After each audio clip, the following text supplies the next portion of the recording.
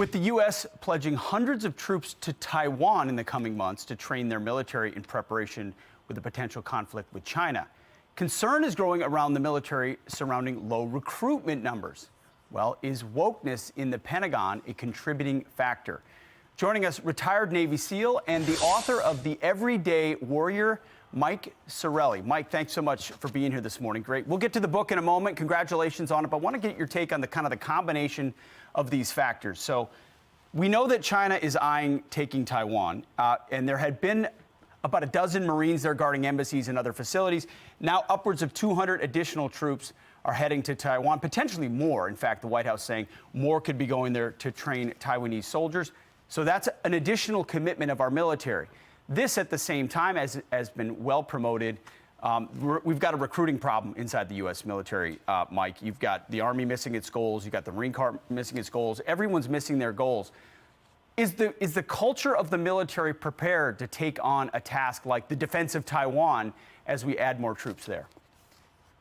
You know what, Pete? I'm not concerned, and let me tell you why. When I hear about wokeism in the military, I think I have an allergic reaction, much like you and all the viewers listening. But when I speak with former teammates that are still in active duty, the last thing we talk about are progressive, politically motivated policies. We talk about the training. They talk about their pride in the caliber and the men and women serving, and that they're prepared to answer not only current but emerging threats. Now, Pete, let me say this, like in corporate America, the military undergoes poor leadership or poor bosses. They come and go. I served for 4 presidents during my 20 years. We learned to navigate those hard times and focus on the mission instead of the political whims of the parties in power.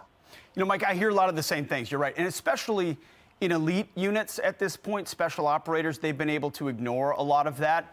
But if it persists, if you get a generational change in the view of diversity is our strength, not our unity, could you see a future where those types of political prerogatives really do affect the ability to fight wars?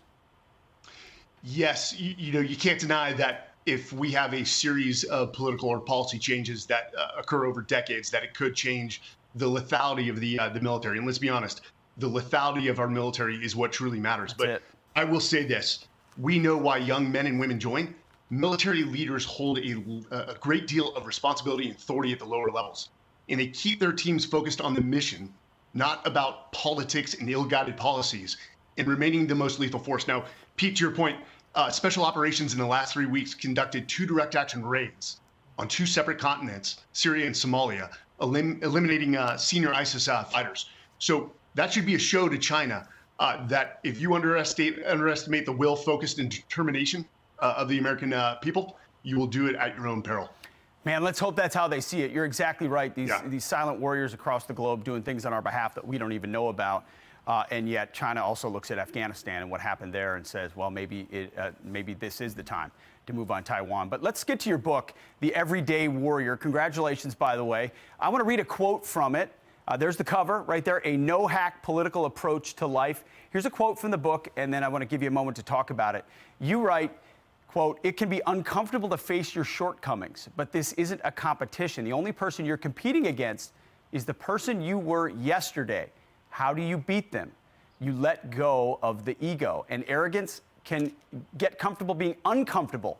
And surround yourself with other everyday warriors who challenge you to grow bigger instead of making you feel small." So the idea of this book, Mike, is to take things you learned in uniform and allow everybody else to apply them.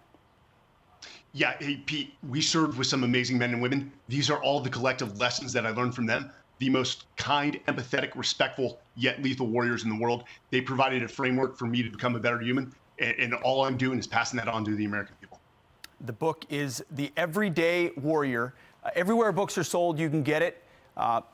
Again, there's the cover. Mike Sarraille, thanks so much. By the way, you are in Montana, Kalispell, Montana, to open a Black Rifle Coffee, right? A new location? No, so I didn't make it in, but I wanted to congratulate Andy Stumpf and Evan Hafer, who opened, I believe, the largest Black Rifle Coffee store today in Kalispell, Montana. So congratulations to them. If you're in the area, please stop by and support a veteran-owned business. You pronounced it right. I didn't. Mike Sarraille, thank you so much. The Everyday Warrior is the book. Pete. Thank you, sir. Appreciate it. All right, brother.